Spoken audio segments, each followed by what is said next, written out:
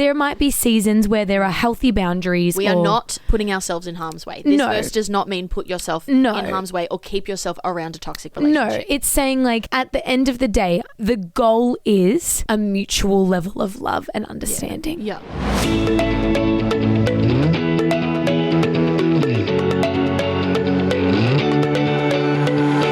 Welcome back to another episode of the Everyday Joy podcast. I'm your host, Ash Couchman, and I cannot wait to find moments of joy with you today. I am so excited to be diving into the Word of God together today. Let's jump into the conversation. Shay, welcome back to the podcast. Yes, thank you for having me. I know I mentioned to you earlier, but I'm going to talk about it again. Please. I went on an 8-hour shopping spree on Saturday. How fun. It was fun because we had nowhere to be. Great. I think that's the reason why we took so long. How many of you went? There was 4 of us. Okay. There was 4 of us, and we really had nowhere to be. All of our husbands were out like working or like gone motorbike riding or like something. They were all out. Yep. We had nowhere to be. We told all of our husbands, we don't know what time we're going to be home. Fantastic. We're just going to go shopping. And then when I say we perused every aisle, we went down every aisle. Yes. Like, no coat hanger left unturned. no, we just perused and walked. Did you eat? Yep. We had like an hour lunch where we just sat and had some Italian for lunch. Delish. But I've never shopped for that long in my life. I do find there is a window or a limit as to from fun, nice, carefree shopping to I'm exhausted and these lights are blinding me. Yes. 8 hours? We kept saying... I feel like I would have hit my limit a little earlier than that. We felt like we were in a time vortex. Like we didn't know what time it was. We didn't know if it was sunny outside. Did you get your steps up? Do you know how many steps we you nearly did? did 10,000 steps just like walking around for the day. No, and so we said it's basically like we went on an indoor walk. You did? Which is kind of great. And you got a lot of yapping in. You got a real good catch up. We really didn't buy much though. It was more of a window shop more than anything. But it was just kind of nice. And I think also when you're with some girls and you're all just having a shop, great, you kind of can just like talk about the things that you're seeing, the styles that you love. Oh my gosh, this is back in fashion. Yes. I'm loving this. I enjoyed it. And we also thoroughly enjoyed it because there was no boys there being like, I need a drink. Can we please I'm go? too hot. I have to sit down. Yeah, I don't care. And I kind of loved that. Of course. Because I love my husband, but he knows he's a shopping centre whinger. You need to switch into a different gear when you attend the shops with a husband. Yes. And or boyfriend, partner. They just like, it's like their bodies aren't made to be there for very long. In the nicest way possible, you must treat it like you're there with a child. Yes. I literally be like, can I get you a snack? Limits. Can I get you a drink? Snacks, you need water breaks. You need sit down breaks. You need to make sure they're occupied. Yeah. You got to make quick decisions because they don't have the capacity. You only make them try on things that like you're 90% sure are going to work. Correct. If it's 70% sure they're going to like it, take it away. Not going to use it. And lots of encouraging words. Yes. You've got this. You can do it. I took my husband shopping last week. Oh my gosh. He's great. He is great. But you are all in a zone. It's not relaxing. Yes. You are in a zone. Whereas I felt very relaxed on Saturday. Which is what you want. I think the thing that would have made it is you got a little massage. Did you get a massage? No. But I did enjoy it. We walked around. Great. We took our time. I very much enjoyed myself. I'm so happy. It was relaxing. I think the main thing was we had nowhere else to be. Which makes a huge difference. I'm not like, oh my gosh, we have to leave quickly. Huge difference. Anyway, that was a very long-winded way to say... You went shopping. I went shopping. I definitely could have wrapped up about hour 5 though. I think I could have... I think after lunch I could have gone home. Yeah. Anyway. I think that's the limit. Anyways, nothing to do with our words to live by today. Shay, let's hear the word of God. Words to live by today come from Luke 6:28. Bless those who curse you. Pray for those who mistreat you. One of the hardest things I think about being a Christian. It's a pretty...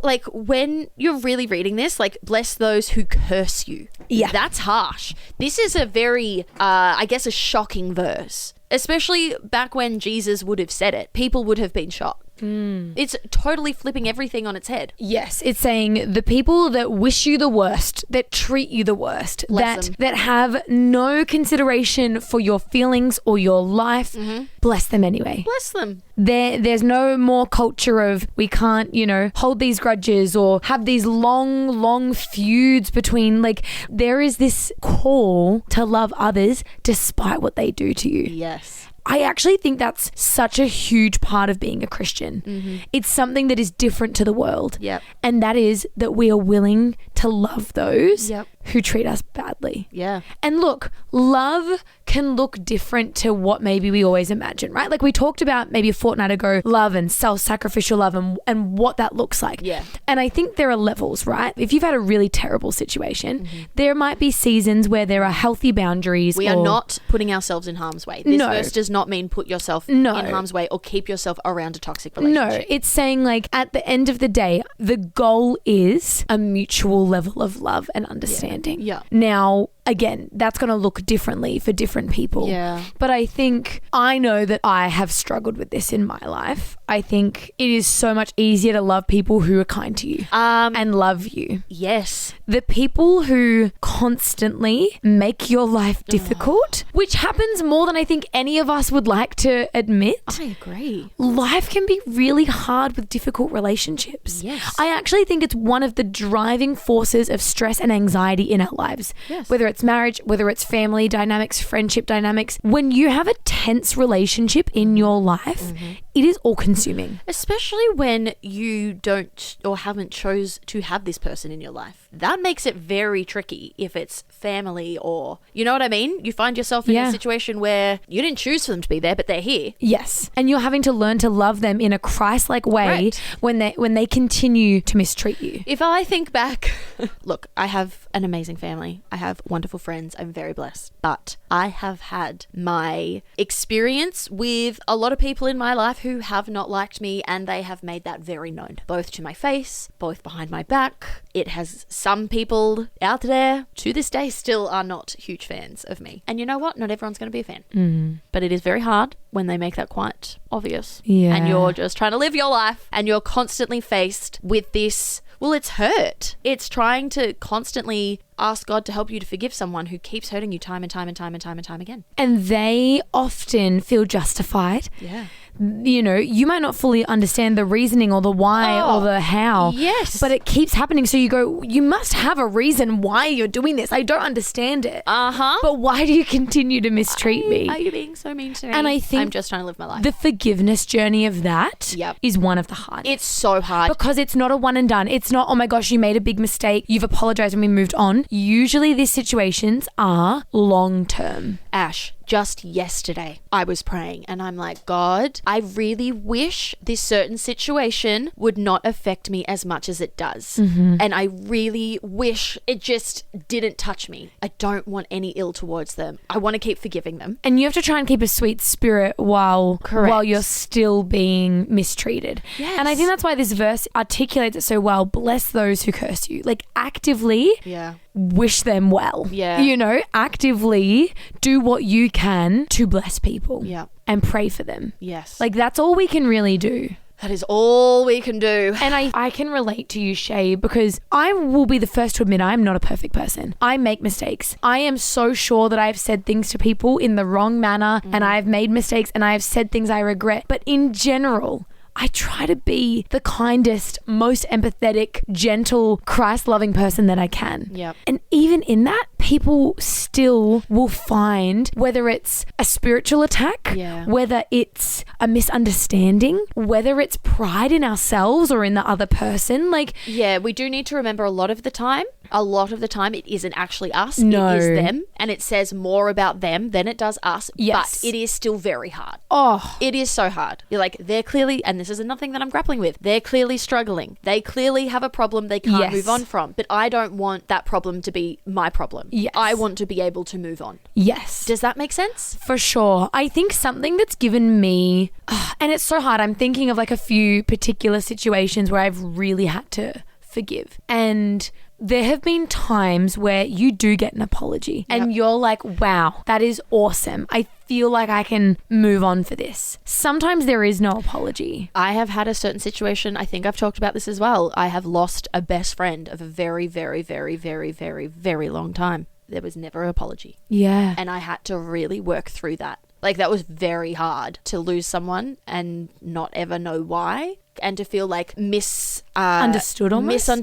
and unjustly treated, yes. unjustly treated, right? Yes. With no apology. Yeah. You're like, great, so you've just left me, you've hurt me, I apologized for anything that I did, and I'm just sitting here hurt, wounded, and that's it. And to like grapple with that is hard. Yeah. But just to come to the point of being like, well, I need to be able to move on from this without an apology. It's tricky. And I think prayer really does help that. Yes. Because I've had a few situations where I've gone, okay, I'm not going to get an apology for this, but Lord, I thank you that you see the hurt. Like you see all of this. Yeah. Help me to forgive them the same way I would if they would apologize for it. I even remember one time, because like I had a bit of a tough season with like some church hurt and some stuff that happened. And I always said to myself, I was like, I don't want to be that person that walks away from church because of a person. Like I never ever wanted to be like that. And I can see how it happens based off a situation that I experienced. And I remember praying to God for like years, being like, Lord,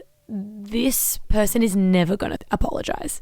I'm never going to get an apology. And then I remember like the Lord being like, well, pray for them, bless them, and I'll help you forgive them. And I remember maybe a few months later, we had like a prophetic pastor preach at our church, and they literally were like, I don't know who needs to hear this, but I feel like there's someone here, and I feel like the Lord might be saying, you've gone through some church hurt.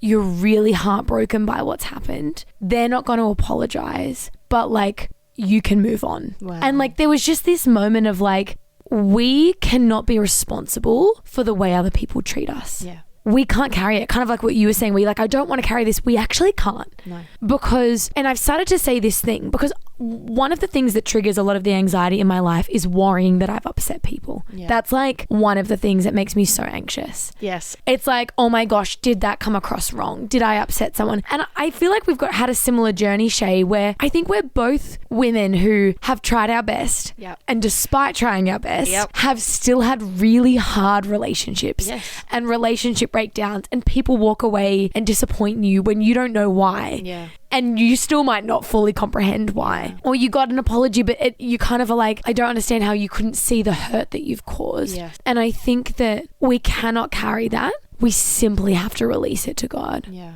Because people are always going to let us down. And that sounds like such a despairing thing to say. But unless we can learn to truly give things to God, I think that's a big part of life, is people disappointing us at times, making decisions that we don't think are right, and we have to learn to wrestle it out with God and to love people despite what they do. Oh, you are spot on. And I saw this quote the other day. It says, Jesus-shaped love always moves towards people, not away from them. Yeah.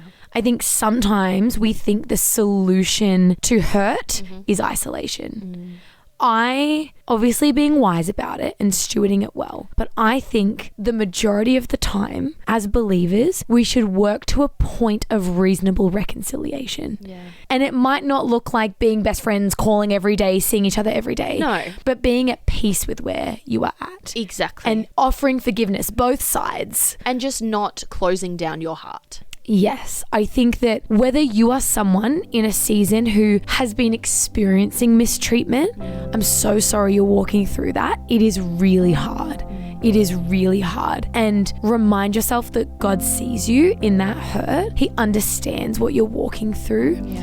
And maybe if you're someone and you go, oh, I am just so struggling to forgive someone. Man, I know I've been unkind to them. And don't get me wrong, we have these moments as humans where we make mistakes. But would we be willing enough, humble enough to move towards people, not away from them? Yeah. Again, not saying we're going to be best friends, but how can we be people that are unlike the world, that doesn't just say, never speak to me again, I'm going to be rude to you, I'm going to give you the cold shoulder? How can we as believers show the love of Jesus through the way that we reconcile and handle hard situations?